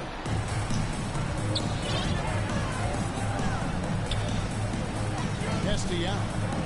Away team So they foul. choose to intentionally foul. Gorgie Dang. First personal foul. First team foul. Booker with it. He's got 13. Cleveland And the call is going to be, yes, it is. Can you hear me, Joe Bones? Beyond the leaning, you could see his feet more. Text Jarf that I'm online. Can't hear him talking. Yeah, I agree. You know, sometimes that can be a tough call for the refs to make, but not that time. It was easy there. Outside, Russell. Lets it go with the three. It's hauled in by 4. That is fantastic defense on one of the best three-point shooters Away team in foul. the league. Didn't give him a Corey chance. Brewer. First personal They go to the foul. intentional foul. Second team foul. And a minute played as the second half Away gets team going. foul. So they foul intentionally. Second personal foul. Third team foul. Giannis outside. Here's Booker. And Booker throws it down. And Booker is just letting it all hang out right now. This young guy's confidence is special. 3-second violation. Too long in the paint. Ball He's goes hit to the with a away 3-second team. violation. And he'll be shooting his first free throw of the game here. And he shows the focus there, nails the technical.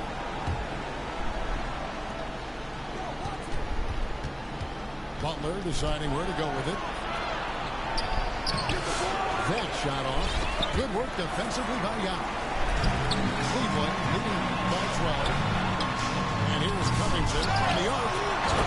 And he takes it down. Nothing soft about the putback there. And why chance it, right? Take the dunk if you've got it. Well, you know, if nobody's going to put a body on him, then that's going to be the result. Brewer up top. Puts it up. Misses off the right angle. That's a very low percentage shot. Not good basketball at all. One he probably should have passed on. And I've been impressed with the unselfishness. 2 minutes remaining. Also getting guys 2 the minutes. ball where they can do something with it. He is delivering a lot of room service times tonight. One sweep. Away team foul. And that's an intentional foul. Third personal foul. Fourth team foul. The visitors on defense. Substitution for It's the a away team. 16-point game. Rudy Gobert. Diao. Ryan Hollins. Andre Kirilenko. Dunk by Giannis. Major skill. His ceiling is unlimited. Pass to Hollins. Takes a three. It's rebounded by Cleveland. Having a hand up in your face makes such a difference to a shooter. And, you know, he's a guy who knows how to defend the three-point shot. He's not going to just give it to you. He's going to make you earn it. So looking it over. And it's Hollins in the corner.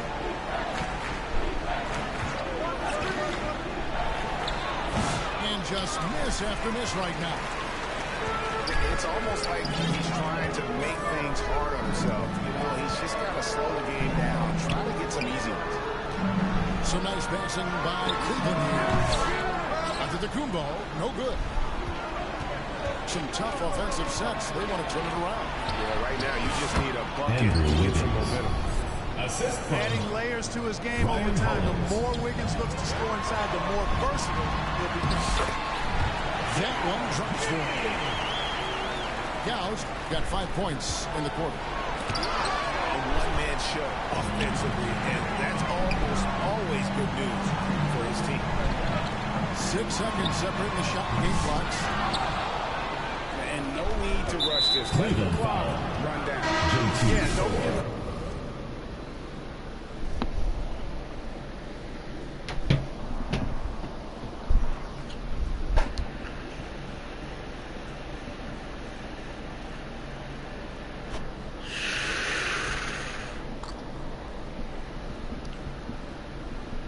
Another possession here. First personal foul. First team foul. There's 18 Coming seconds onto the left floor in for the the third away quarter team. of the game. Anthony Edwards. On the wing, Giannis. How about Ning just going to work? His guys are getting him the ball, and boy, is he rewarding. And here's Covington from the arc. An absolute pop.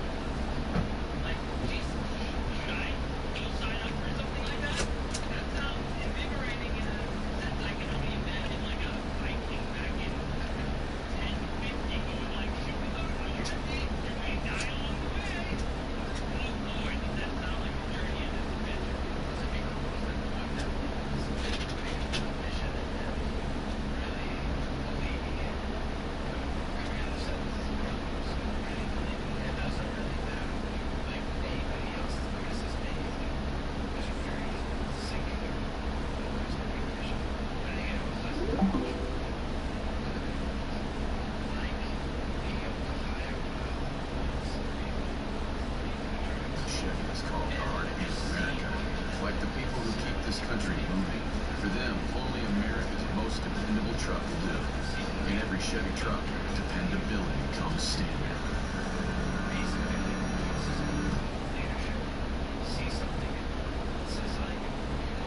You may get a little excited when you shot a bird.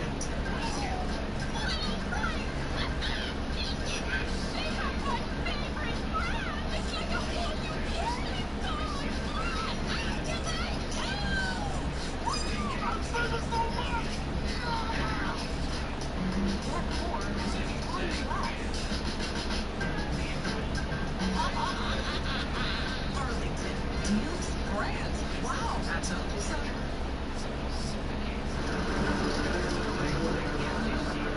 Welcome to Egypt, Giorgio. It's an ancient aliens event. This is insane. As ancient astronaut theorist Giorgio Tsoukalos joins Egyptologist Rami Rahmani for the journey of a lifetime. Now that's still where no people are allowed inside the Great Pyramid. This is incredible. It's a special 2-hour search inside forbidden chambers. Here it is. I have goosebumps. And a closer than ever exploration of the places behind mankind's greatest unsolved mysteries. There are things in Egypt that we cannot really explain. For thousands of years, Egypt has been known as a place of colossal structures, strange rituals, and technologies so advanced that they continue to astonish. It's all here in this sanctuary. The whole story of humanity's beginning. Its place in the stars. But what if the real history of Egypt cannot be found written on the walls of its tombs and temples, but on an alien planet, far, far away? Ancient Egypt was the center for extraterrestrial activity on planet Earth.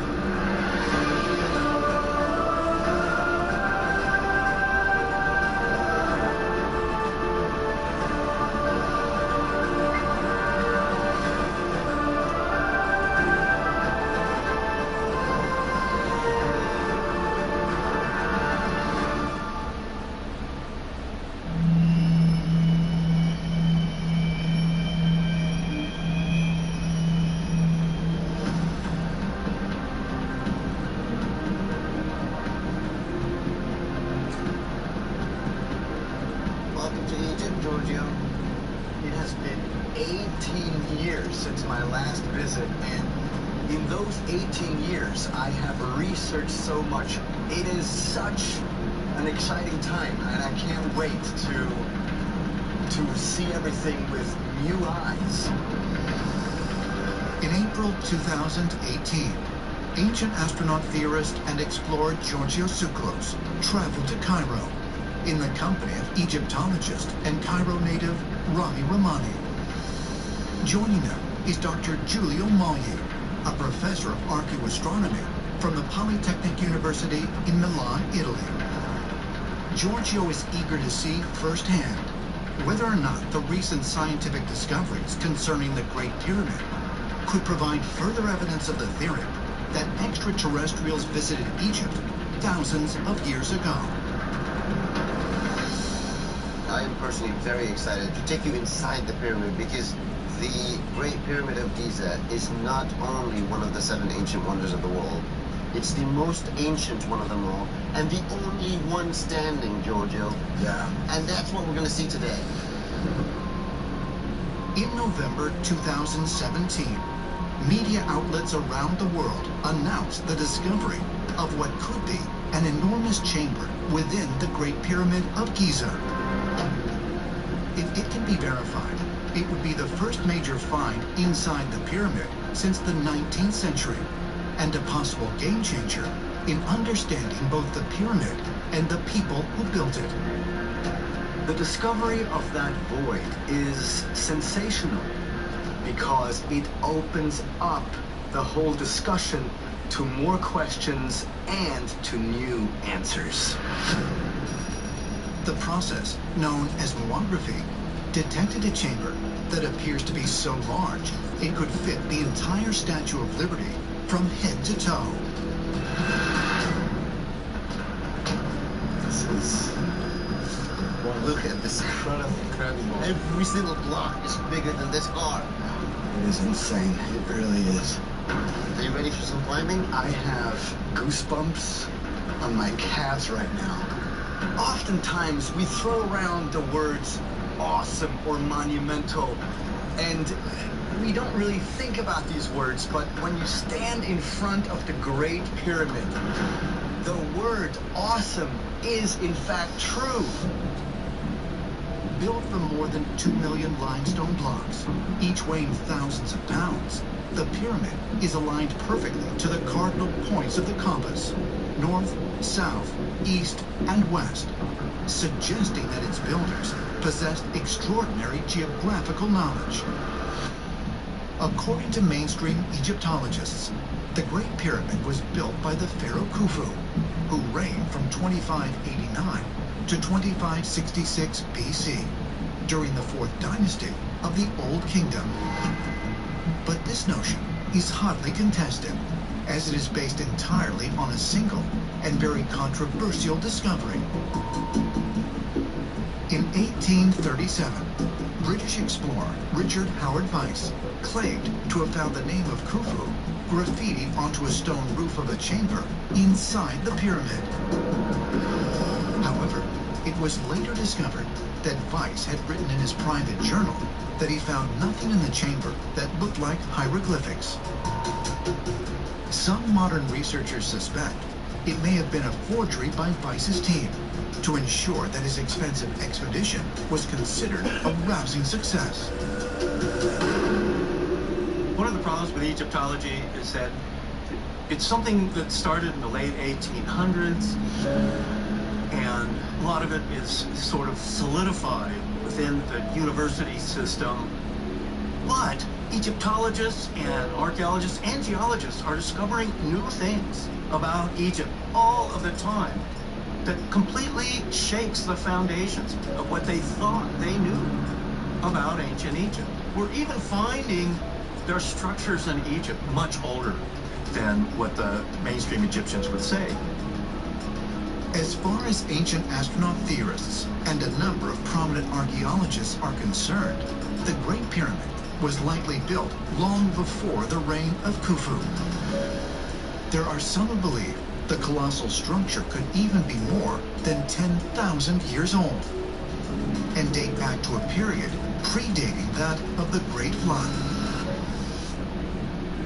Is it possible that whatever lies within the newly discovered void in the Great Pyramid will reveal not only incredible truths about ancient Egypt, but about the history of humankind?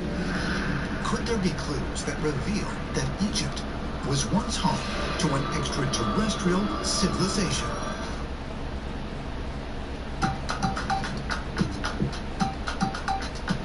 What food does Parker hate again? Parker hates cherries. Where's the closest bakery? Looking to stand out in today's job market? Southern New Hampshire University can help with affordable career-focused grad programs like psychology, cybersecurity, and our MBA. You'll gain the skills employers are looking for. What pulled me to a master's degree was the fact that it was online. It was at my pace. And wherever your career takes you, your SNHU degree can help you reach your goals. There's always somebody there who can help you. You don't have to do it alone. I really mean that too. Visit snhu.edu today to get started. Can we help you? Oh, hi, I'm Amy. I live next door. Okay, why are you here? I just came by to tell you about a new puzzle game, Royal Kingdom. It's so great. I've been playing it on my phone, and it's an awesome way to relax. And so I'm just going door to door, spreading the word. Okay, well, we just got an alert that there was someone by our front door. We're at work. Yeah, work is so important. You know what else is important? This game. No ads, free to download. Okay, so are you going to be moving on? Well, could I stay here for a little while? You have better Wi-Fi than we do. Okay. Kidding. I'm just kidding. You don't even need Wi-Fi to play Royal Kingdom. Isn't that amazing? People should really know that. Okay, great. We'll check it out, but can you please get off our property? 1 second. You have some packages here. Do you want me to open them? No, not at all. In fact, we've called the police. Oh, that's a good idea. They should know about this too. I'll wait here for them. Oh, hey, Jody. Can I talk to you about a really fun game? Jody, congratulations on your baby, by the way.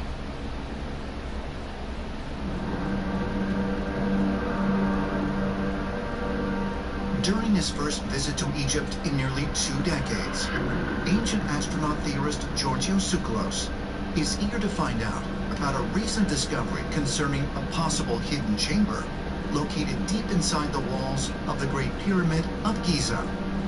This way. With him are Egyptologist Rami Rahmani and archaeoastronomer Dr. Giulio Magli. They are making their way to what is called the Grand Gallery, which can only be reached after walking up a 200-foot-long passageway.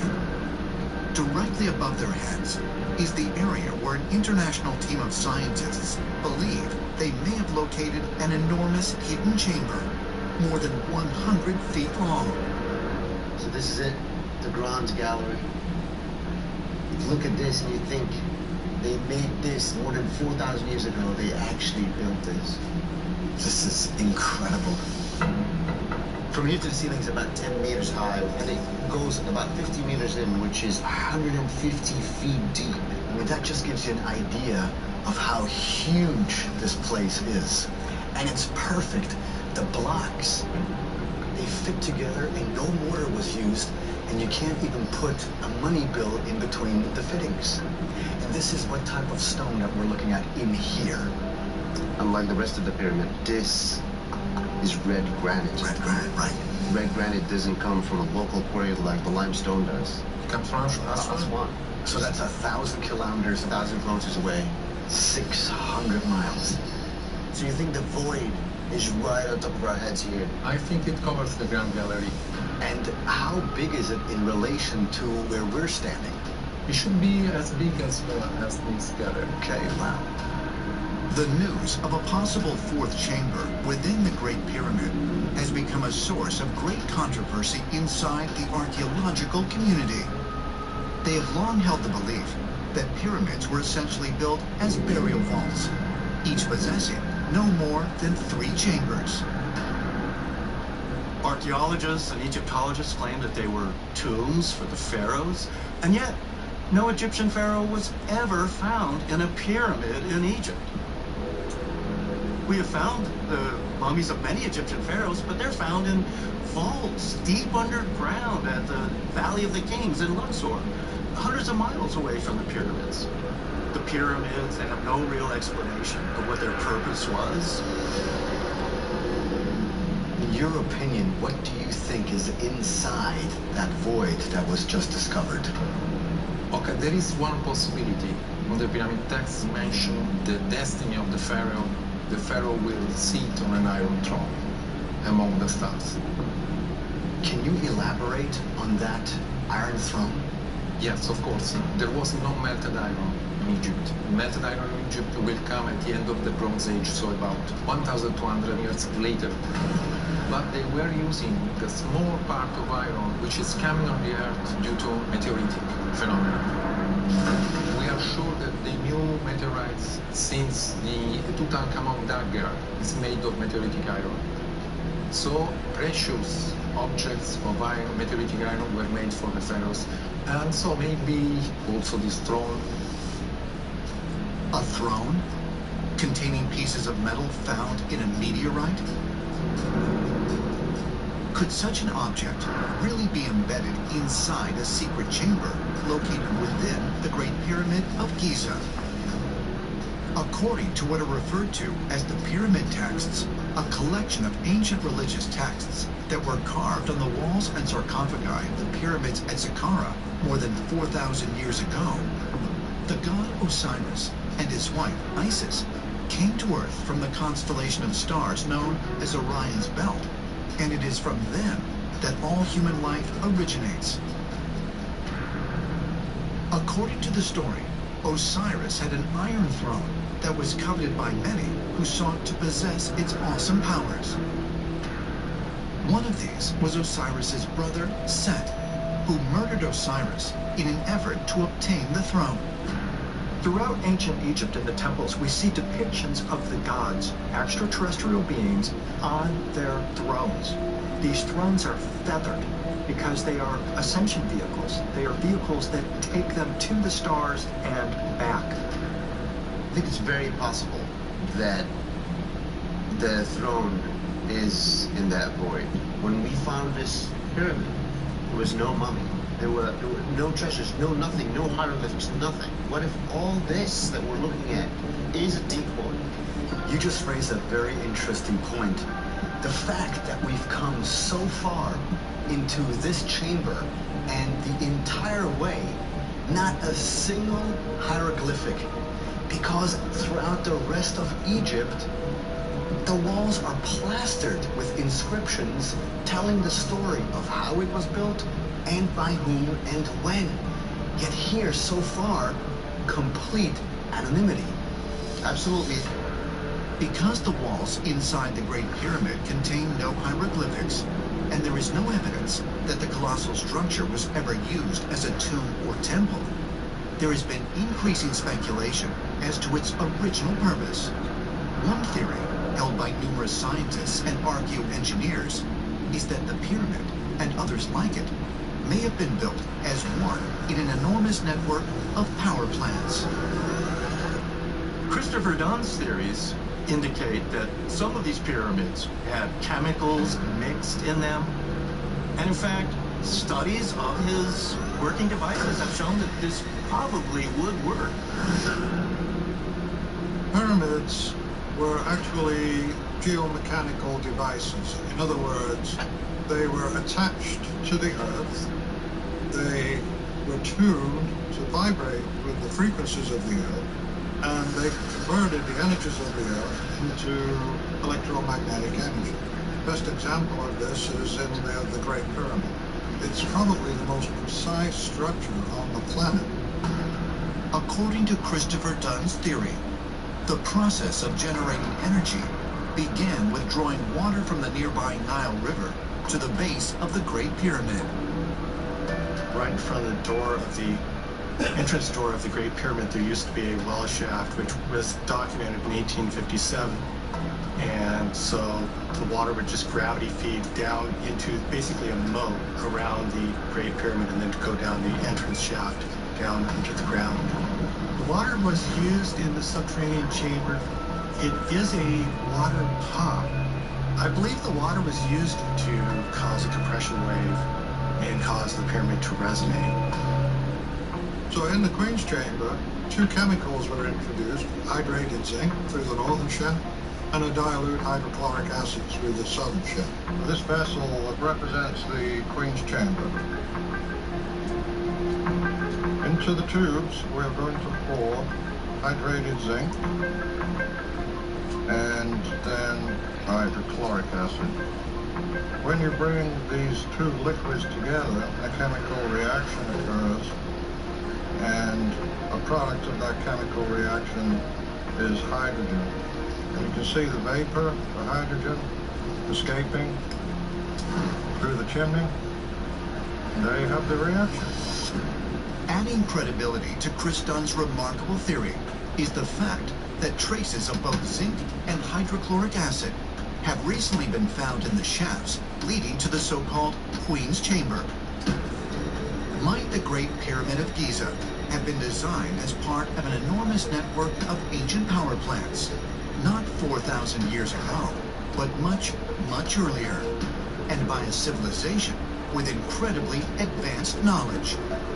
Ancient astronaut theorists say yes, and believe there might be a connection between the pyramid's design as a power plant and the possible contents of the pyramid's newly discovered chamber. I think that with this new technology, we've entered a new age of discovery. So I can't wait to see what we'll discover next. So we're on our way to the Sphinx. Are we able to get up close? Up close to the Sphinx? Yeah. Absolutely. One day after their incredible journey inside the forbidden chambers of the Great Pyramid, ancient astronaut theorist Giorgio Tsoukalos and Egyptologist Rami Rahmani returned to the Giza Plateau, this time to investigate another of the area's ancient wonders, the Great Sphinx. No one is allowed to actually go down and get close to what's near the part of the Sphinx. No one except for me. Denalian. Oh my God. Joining them is Rami's family friend, Dr. Zahi Hawass. Dr. Hawass is arguably the world's best-known Egyptologist, and in 2011, Egypt's first Minister of State Antiquities Affairs. What is so special about the Sphinx? The magic of the Sphinx. Actually, it's magic. It's the face of a king, a body of a lion. It shows the power of the king. And actually, if you look at the face, it's keeping the record, not only of Egypt, but the whole world. That is the magic and the mystery of the Sphinx. It's beautiful. For centuries, the Great Sphinx had appeared only as a giant head peering out from a mound of deep desert sand. Only after years of excavation was the enormity of the structure once again revealed to the world. According to mainstream archaeologists, the Sphinx dates back to approximately 2500 BC, during the reign of the pharaoh Khafra. But in recent years, that information has been challenged by new research, which suggests that the Sphinx could be much, much older, possibly more than 10,000 years old. In your opinion, what is the most fascinating thing about the Sphinx that you want people to know? You know, I really want the people to know that this is a unique statue. It's never happened in ancient Egypt. And that stele also is very interesting. The hieroglyphic is telling us a magnificent story about Thutmose IV. What does it say? It's saying the Sphinx came to Thutmose IV and told him, I'm dying because of the sand. Then what he did, he excavated. He's the first archaeologist. He excavated around the Sphinx. Carved in rock and located between the paws of the Sphinx is an ancient inscription known as the Dream Stela. Although mainstream archaeologists believe it provides evidence that the enormous statue was carved approximately 4,500 years ago, ancient astronaut theorists, as well as a growing number of archaeologists, believe the carving provides compelling evidence that the Sphinx was actually constructed much, much earlier. The stela writings tell us about a time when the gods still mingled with human beings. The ancient Egyptians were very clear in this. Ancient astronaut theorists are also intrigued by another part of the inscription, in which the Sphinx tells Thutmose that once dug out from the sand, the earth and everything illuminated by the flashing eye of the Lord of all would be his. Now, the amazing thing about this is that we are learning of what's called the flashing eye of the Lord.